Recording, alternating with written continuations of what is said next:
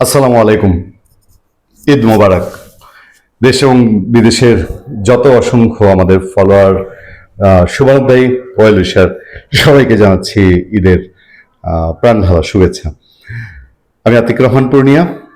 আমাদের আজকের আলোচনা আমাদের গত 2 বছরের জমে থাকা একটা সাংঘাতিক বরফ, সেই বরফ গলার খবর নিয়ে।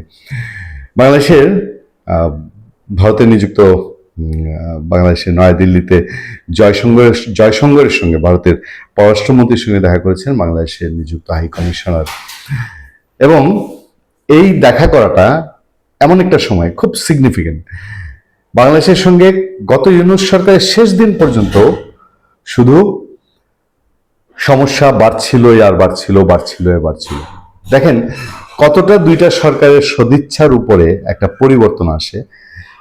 ঠিক ইলেকশন হলো, বিএনপি সরকার ক্ষমতা নিল 17 তারিখে, এরপর থেকেই ক্রমাগত সেই সমস্যা বাড়ছে বাড়ছে, কমছে কমছে কমছে। মানে কতটা মিরাকেলি শুধু ইউনূস সরকার এই দুইটা দেশের, এত কোটি 150-200 কোটি মানুষের মধ্যে কত বড় একটা দেয়াল তৈরি করেছিল একটা লোকের বদমাইশি।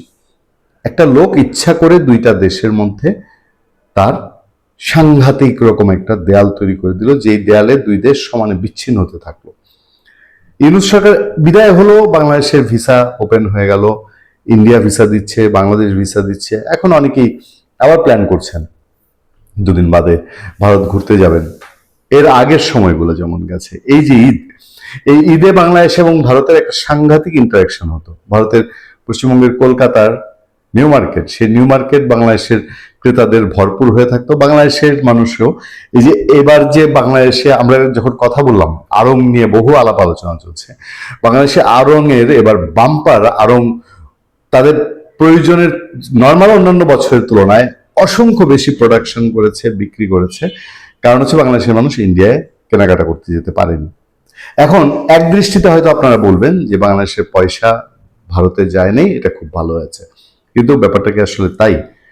এই দুই দেশের বাণিজ্যের মধ্যে দিয়ে বাংলাদেশের পয়সা যা যেত, ভারতের সাথে ব্যবসা করে বাংলাদেশের কত মানুষ, কত ঘরে ঘরে, সব জেলায় কত মানুষ তাদের জীবিকা নির্বাহ করে ভারতের সঙ্গে ব্যবসা করে, ভারতের সঙ্গে কাপড়ের ব্যবসা করে, ভারতের সঙ্গে কসমেটিক্সের ব্যবসা করে।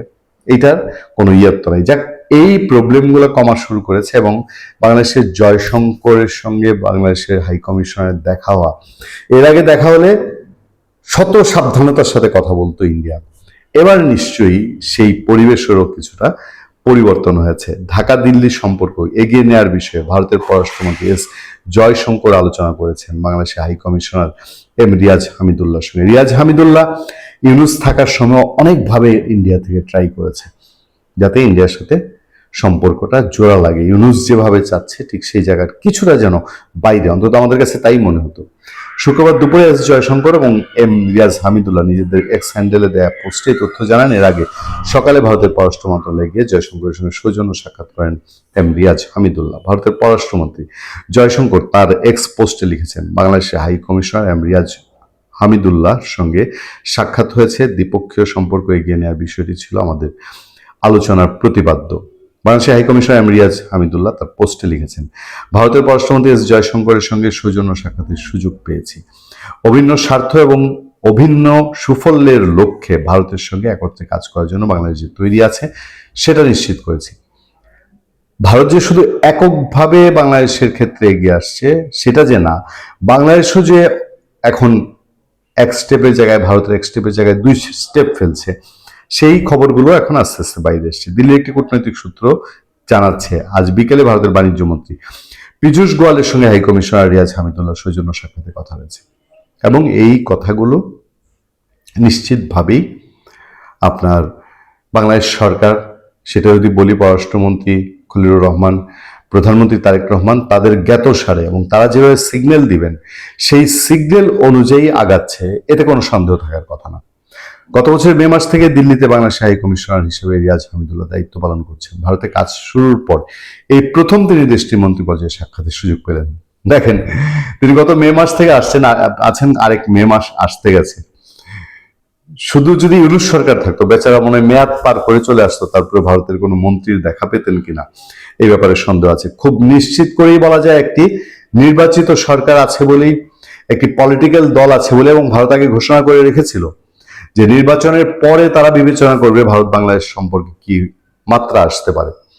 তারই একটা লক্ষণ দেখা গেছে যে প্রায় বছর পুরানোর পরে আমাদের হাই কমিশনার ভারতের মন্ত্রী পর্যায়ে এবং ডাকসাইটের মন্ত্রী জয়শঙ্করের সঙ্গে দেখা করার সুযোগ পেলেন। অবশ্য গত বছরের আগস্টে ভারতের পররাষ্ট্র সচিব বিক্রম মিস্ত্রির সঙ্গে সৌজন্য সাক্ষাৎ করেছিলেন রিয়াজ হামিদুল্লাহ। এদিকে ভারতের ইংরেজি দৈনিক হিন্দুস্তান টাইমসের এক প্রতিবেদনে বলা হয়েছে আগামী মাসে ভারতের সংক্ষিপ্ত সফর করতে পারেন বাংলাদেশের পররাষ্ট্রমন্ত্রী খলিলুর রহমান। ইন্ডিয়ান ওশান রিম অ্যাসোসিয়েশনের আইওরা মন্ত্রী পর্যায়ের সম্মেলনে মরিশাস যাওয়ার পথে তিনি 8 এপ্রিল দিল্লি সফর করতে পারেন। নিশ্চয়ই খলিলুর রহমানের যাওয়া, এবং এর মধ্যে দিয়ে আমরা নির্বাচনের পরপরই আমরা শুনেছি, বিভিন্ন আলোচনায় শুনেছি, ভারত থেকে সাংবাদিক বন্ধুরা আমাদের জানিয়েছেন যে ভারত সরকার অধীর আগ্রহে অপেক্ষা করছে এবং নরেন্দ্র মোদী তিনি তারেক রহমানকে আমন্ত্রণ করতে চান। এবং একটা ট্রেডিশন খুব কাজ করে, যেমন ইউনূসও চেয়েছিল ভারত দিয়ে তার সফর শুরু, ভারত গ্রহণ করেনি। তারেক রহমান পার্শ্ববর্তী শক্তিশালী দেশ, অন্যতম প্রতিবেশী, তার মধ্যে দিয়েই কি তার সফর শুরু করবেন, যেখানে পররাষ্ট্রমন্ত্রীও যাচ্ছেন দিল্লিতে। ভালো থাকবেন, সুস্থ থাকবেন। আপনার সাথে আমি আতিক রহমান, পূর্ণিয়া।